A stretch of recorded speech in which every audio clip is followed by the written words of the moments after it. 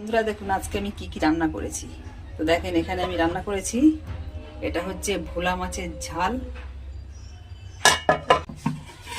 একদম গরম গরম ভাত। এখানে হচ্ছে এটা হচ্ছে মেটে আর গলা গিলে আলু দিয়ে কষা কষা করেছি, আর এটা হচ্ছে বেতো শাক।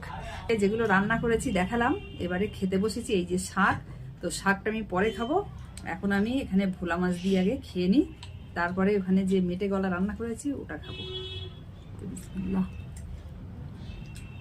ঝাল খুব বেশিও দিইনি, কমও দিইনি, কিন্তু ঠিকঠাকই দিয়েছি, কিন্তু ভালো লাগছে। গলা মেটে আলু দিয়ে করেছি, খাওয়ার পালা।